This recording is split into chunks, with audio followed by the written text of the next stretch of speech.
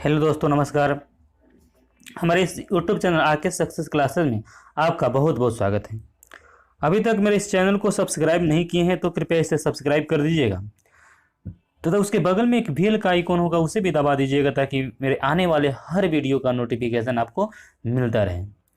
अगर आप कॉम्पिटिटिव एग्जामों की तैयारी करते हैं, railway, NTPC, group D, UPSC, BPSC, जो भी आप कॉम्पिटिटिव एग्जामों की तैयारी अगर करते होंगे तो मेरे इस वीडियो को आप अंत तक जरूर देखिए, क्योंकि मैं इस वीडियो में बायोलॉजी से संबंधित बहुत ही महत्वपूर्ण प्रश्न का रिवीजन करा रहा हूं। तो मेरे इस वीडियो को अंत तक जरूर देखिएगा। तो चलिए शुरू करते हैं आज की क्लास। आज की क्लास में हम लोग देखेंगे, आज की क्लास की पहला प्रश्न आपको स्क्रीन पे है। प्रश्न है हार्मोन का स्राव। प्रश्न क्या है? हार्मोन का शब्द का नामकरण किसने किया? हार्मोन, हार्मोन जो होता है, हमारे शरीर में हार्मोन उपस्थित होता है, नहीं, हमारे शरीर में हार्मोन होता है, उसका नामकरण किसने किया था? तो इस प्रश्न का आंसर हो जाएगा, इस प्रश्न का आंसर हो जाएगा वेसिलस एवं स्टार्लिंग ने किया था। किसने किया था? वेलिस एवं स्टार्लिंग किया था। अरस्तु, यहाँ अरस्तु जो है, अरस्तु को जीव विज्ञान का जनक कहा जाता है। अरस्तु को जीव विज्ञान का पिता यानी जनक कहा जाता है। ठीक है, तो नेक्स्ट प्रश्न है, नेक्स्ट प्रश्न देखेंगे हम। प्रश्न है पृथक्करण का नामकरण, पृथक्करण का नियम किसने दिया था? पृथक्करण का नियम दिया था आपका हो जाएगा मेंडल ने दिया था। किसने दिया था? पृथक्करण का नियम मेंडल ने दिया था। नेक्स्ट प्रश्न देखेंगे, नेक्स्ट प्रश्न आपकी स्क्रीन पे है। प्रश्न है जीव विज्ञान शब्द का प्रयोग, माने जीव विज्ञान शब्द का प्रयोग सबसे पहले किसने किया था? यानी जीव विज्ञान शब्द का प्रयोग सबसे प्रथम किसने किया था? तो इस प्रश्न का आंसर हो जाएगा लैमार्क तथा ट्रेवीरेनस ने किया था। लैमार्क, जीव विज्ञान शब्द का प्रयोग सर्वप्रथम लैमार्क तथा ट्रेवीनर्स ने किया। नेक्स्ट प्रश्न है, नेक्स्ट प्रश्न है जीव विज्ञान के जनक के नाम से किसे जाना जाता है? अभी हम बताए हैं जीव विज्ञान के जनक अरस्तु को कहा जाता है। किसको कहा जाता है? अरस्तु को जीव विज्ञान का जनक कहा जाता है। नेक्स्ट प्रश्न है, नेक्स्ट प्रश्न वनस्पति। देखिए, वनस्पति विज्ञान का जनक किसे कहा जाता है? बायोलॉजी को दो भागों में बांटा जाता है, वनस्पति विज्ञान और जीव विज्ञान। वनस्पति तो जीव विज्ञान का जनक अरस्तु को कहा जाता है और वनस्पति विज्ञान का जनक थियोफ्रेटस को कहा जाता है। इस प्रश्न का आंसर क्या हो जाएगा? थियोफ्रेटस, थियोफ्रेटस। नेक्स्ट प्रश्न देखेंगे, नेक्स्ट प्रश्न आपकी स्क्रीन पे है। प्रश्न है बोटनी शब्द, जो बोटनी जो है, बोटनी शब्द की उत्पत्ति किस भाषा में हुई? बोटनी यानी जीव विज्ञान के जीव विज्ञान को दो भाग में बांटा गया। पहला को बोटनी और दूसरा को बोटनी और दूसरा को जूलॉजी। क्या? जूलॉजी, जूलॉजी और बोटनी। जूलॉजी को जंतु विज्ञान, बोटनी को वनस्पति विज्ञान कहा जाता है। इसलिए बोटनी शब्द की उत्पत्ति, इसने पूछा है बोटनी शब्द की उत्पत्ति किस शब्द के से हुई है? किस शब्द से हुई है? तो यह ग्रीक शब्द से हुई। किस शब्द से हुई? ग्रीक। इस प्रश्न का आंसर क्या हो जाएगा? ग्रीक हो जाएगा। नेक्स्ट प्रश्न बहुत ही महत्वपूर्ण प्रश्न है फाइकोलॉजी। देखिए, फाइकोलॉजी में किसका अध्ययन किया जाता है? फाइकोलॉजी में किसका अध्ययन किया जाता है? तो फाइकोलॉजी में शैवाल का अध्ययन किया जाता है। इस प्रश्न का आंसर क्या हो जाएगा? शैवाल। माइकोलॉजी, माइकोलॉजी में कवक का अध्ययन किया जाता है। ठीक है, तो इस प्रश्न का आंसर हो जाएगा आपका क्या हो जाएगा? शैवाल हो जाएगा। फाइकोलॉजी का अध्ययन शैवाल का, शैवाल का अध्ययन शैवाल करता है। नेक्स्ट है पर्यावरण का अध्ययन जीव विज्ञान के किस शाखा के अंतर्गत किया जाता है? पर्यावरण, तो पर्यावरण का वर्गीकी नहीं, वस्तुनिकी नहीं, कार्यकी नहीं होगा। यहाँ आपका आंसर हो जाएगा पारिस्थितिकी। पारिस्थितिकी, पर्यावरण का अध्ययन जो है जीव विज्ञान के किस जगह? पर्यावरण का अध्ययन जीव विज्ञान के पारिस्थितिकी के अंतर्गत किया जाता है। नेक्स्ट प्रश्न देखेंगे, नेक्स्ट प्रश्न आपके स्क्रीन पे है डेंट्रोलॉजी। डेंट्रोलॉजी का संबंध किससे? डेंट्रोलॉजी का संबंध झाड़ी से है। किससे है? डेंटोलॉजी का संबंध किससे है? इस प्रश्न का आंसर हो जाएगा आपका झाड़ियों से। झाड़ियों के अध्ययन से डेंटोलॉजी का संबंध है। नेक्स्ट प्रश्न है पुष्पों का अध्ययन, पुष्पों का अध्ययन कहलाता है। आप लोग बताएंगे पुष्पों का अध्ययन क्या कहलाता है? तो पुष्पों का अध्ययन आप लोग बताएंगे, इस प्रश्न का आंसर हो जाएगा ऑप्शन नंबर सी, एंथोलॉजी। क्या कहलाएगा? एंथोलॉजी। पुष्पों का अध्ययन एंथोलॉजी कहलाता है। नेक्स्ट प्रश्न देखेंगे वनस्पति संवर्धन से संबंधित विज्ञान की शाखा को क्या कहते हैं? वनस्पति संवर्धन से संबंधित विज्ञान की शाखा को क्या कहते हैं? इस प्रश्न का आंसर हो जाएगा, आप लोग देखिए बी आंसर हो जाएगा, बी यानी हॉर्टिकल्चर। क्या हो जाएगा? हॉर्टिकल्चर हो जाएगा। उसके बाद में स्पर्मोलॉजी, स्पर्मोलॉजी का अध्ययन क्या कहलाता है? तो बीज।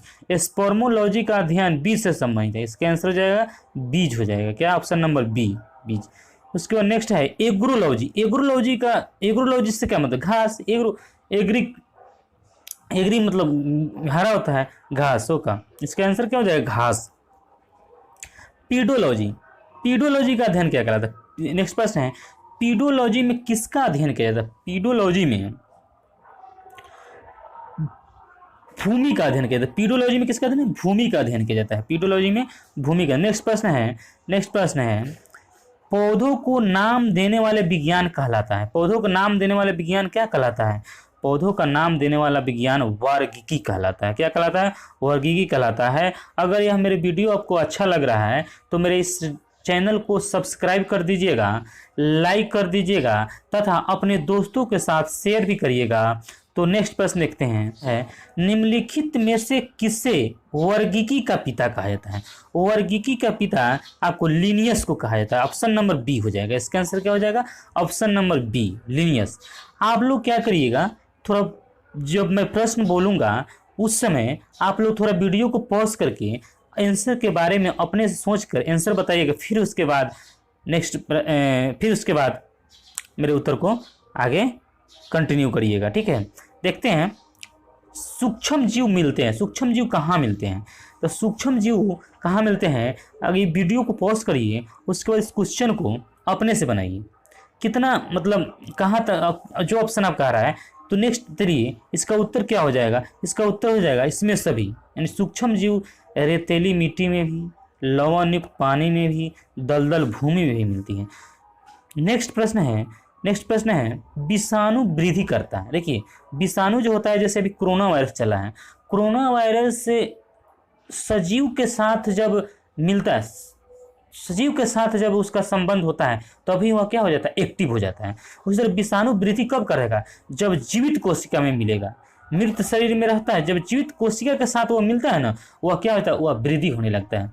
अगर वह निर्जीव वस्तु पर है, अगर कोरोना जैसे वह विषाणु अगर निर्जीव वस्तु पर है, निर्जीव पर, तो वह वृद्धि नहीं करेगा। जब वह किसी सजीव के संपर्क में आता है तो वह वृद्धि करना शुरू हो जाता है। तो इस तरह से विषाणु वृद्धि करता है जीवित कोशिका में। इस प्रश्न का आंसर क्या हो जाएगा? जीवित कोशिका। नेक्स्ट प्रश्न है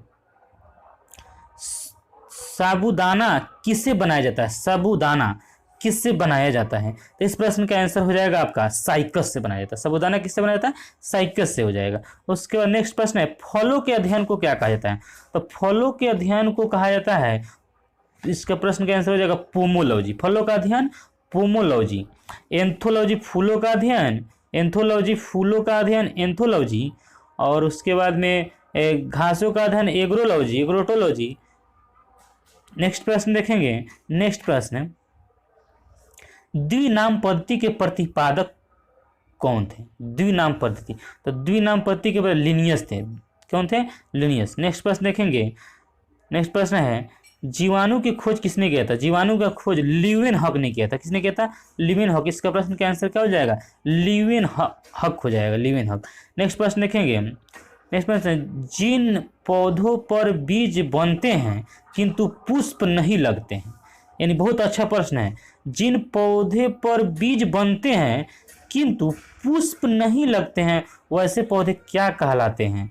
तो यहाँ इस प्रश्न का आंसर आपका हो जाएगा अनावृत बीजी। क्या कहलाएगा? अनावृत बीजी। नेक्स्ट प्रश्न देखेंगे जीवाणुओं के साधारण आकृति क्या होती है? जीवाणुओं की साधारण आकृति क्या होती है? कैसी होती है? वह क्षर रूपी होती है, क्षर रूपी होती है। नेक्स्ट प्रश्न है, जो जीवाणु आकार में सबसे छोटे होते हैं क्या कहलाते हैं? जो जीवाणु आकार में सबसे छोटे होते हैं वो गोलाणु कहलाते हैं। क्या कहलाते हैं?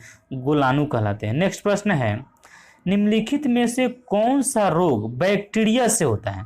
तो कौन सा रोग बैक्टीरिया से होता है? यानी पीलिया आपका बैक्टीरिया, चेचक तपेदिक सब बैक्टीरिया से होता है। इसमें नहीं, तपेदिक, सॉरी, इसका आंसर आ जाएगा तपेदिक। तपेदिक जो है बैक्टीरिया से होता है। नहीं तो सब यह जो है पीलिया आपका विषाणु से होता है। पीलिया किससे? विषाणु से। चेचक के विषाणु से होता है और जीवाणु से ही होता है, बैक्टीरिया उसको कहा जाता है। नेक्स्ट प्रश्न देखेंगे, मानव की आंत में पाए जाने वाला जीवाणु क्या कहलाता है? मानव के आंत में वाइप्रो कहा जाता है, इसमें एसरिसिया कोलाई पाया जाता है। कौन सा जीवाणु पाया जाता है? एसरिसिया कोलाई। नेक्स्ट प्रश्न है, नेक्स्ट प्रश्न देखेंगे, एंटीबायोटिक्स अधिकांशतः पाए जाते हैं। एंटीबायोटिक्स कहाँ पाए जाते हैं? जीवाणु में पाए जाते हैं। एंटीबायोटिक्स कहाँ पाए जाते हैं? जीवाणु में। नेक्स्ट प्रश्न देखेंगे, निम्नलिखित में सबसे छोटा जीव है कौन सा है? तो माइकोप्लाज्मा सबसे छोटा जीव किसको कहा जाता है? माइकोप्लाज्मा को कहा जाता है। नेक्स्ट प्रश्न है, निम्नलिखित में से कौन सा रोग जीवाणु के कारण होता है? तो जीवाणु के कारण आपका हो गया हैजा हो जाएगा। क्या हो जाएगा? हैजा। अगर यह वीडियो पसंद आ रहा है तो इसे लाइक करिए, सब्सक्राइब करिएगा तथा दोस्तों के साथ शेयर करिएगा। जय हिंद, जय भारत।